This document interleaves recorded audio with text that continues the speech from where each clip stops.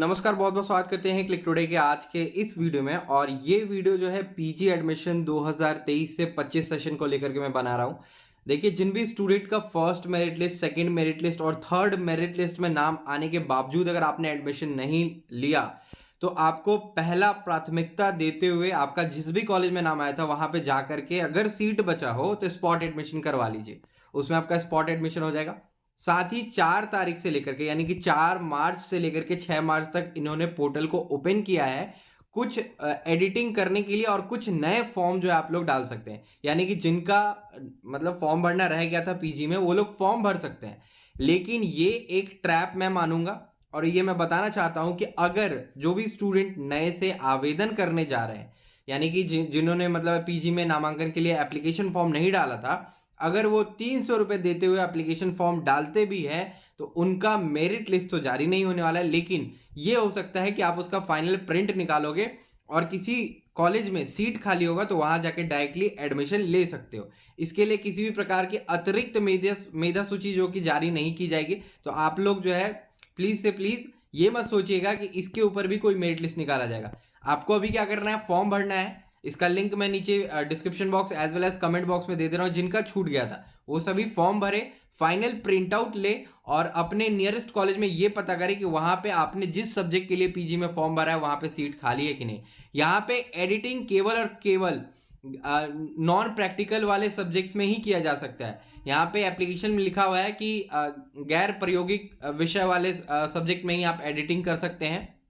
तो जिसमें non practical वाला जो सब्जेक्ट है उसमें ही आप एडिट कर सकते हैं, अथवा जो अगर आपका प्रैक्टिकल वाला हो तो उसमें एडिट वगैरह नहीं कर सकते हैं। ऐसा अगर आप लॉगिन करके देखेंगे जिनको एडिट करना था तो वहां पे आप देख सकते हैं। लेकिन जो नए से फॉर्म डालेंगे उनके लिए कोई अतिरिक्त मेधा सूची जारी नहीं की जाएगी। और ये मत सोचिएगा कि भैया सीट खाली है। 22,000 फॉर्म तकरीबन आए थे, उसके आधार पे अभी तक के 11,000 के आसपास जहां तक के पता चला था कि एडमिशन हो चुके हैं।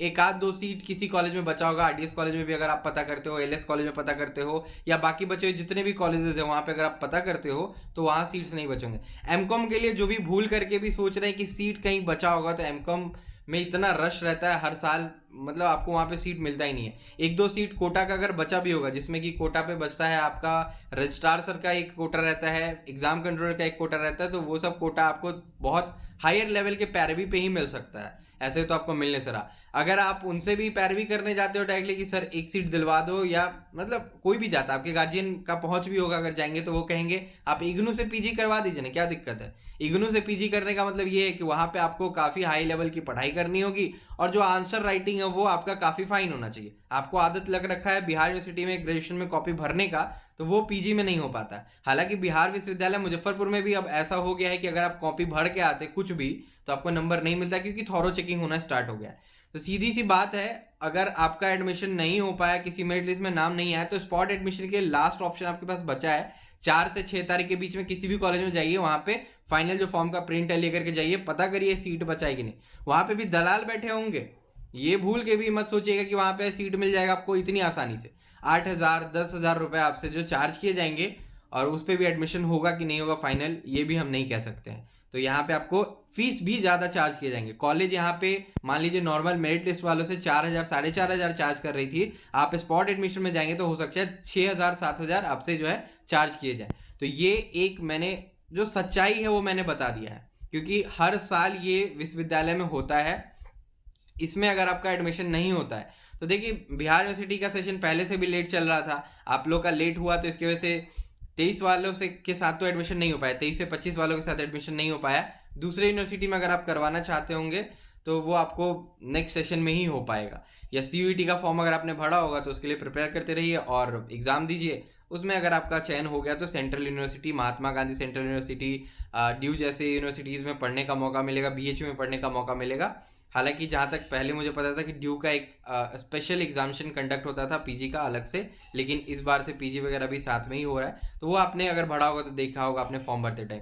लेकिन बिहार यूनिवर्सिटी में अगर आप नए से फॉर्म डाल करके सोच रहे हो कि एडमिशन आपको मिल जाएगा, आपका हिस्ट्री ऑनर्स जैसा सब्जेक्ट है, ज्योग्राफी ऑनर्स जैसा सब्जेक्ट है, हिंदी ऑनर्स जैसा सब्जेक्ट है, इंग्लिश में कहीं ना कहीं सीट्स बच जाते हैं, मैथ्स में कहीं ना कहीं डिपार्टमेंट में खाली रह जाते हैं, तो वो एक दो बार के लिए आप ट्राई कर सकते हो, लेकिन हिस्ट्री, ज्योग्राफी, हिंदी, इन सब में सीट्स काफ़ी कम बचते हैं। और एमकॉम में तो भूल ही जाओ, फाइनेंस से अगर आप करने जा रहे हो तो वहाँ पे सीट बहुत लिमिटेड, और इक्का दुक्का सीट्स डिपार्टमेंट में भी बचा होगा तो वो भी फ़ोन कॉल पे, हाँ हाँ मेरा बेटा है, मेरा बेटी है, मेरा रिश्तेदार है, उनका थोड़ा सा देख लीजिए, पैरवी पहले लग चुका होगा। तो ये मैंने आपको ट्रुथ बता दिया है, आपने नोटिस देखा होगा। बट इस नोटिस के ऊपर अगर आपको कुछ सवाल पूछने हैं तो नीचे कमेंट करके पूछ लीजिए। इस वीडियो में जो सच्चाई थी मैंने आपको बता दिया, और आपको होप सो समझ में आ गया होगा। तो आज के इस वीडियो में इतना ही, तब तक के लिए चलते हैं, धन्यवाद।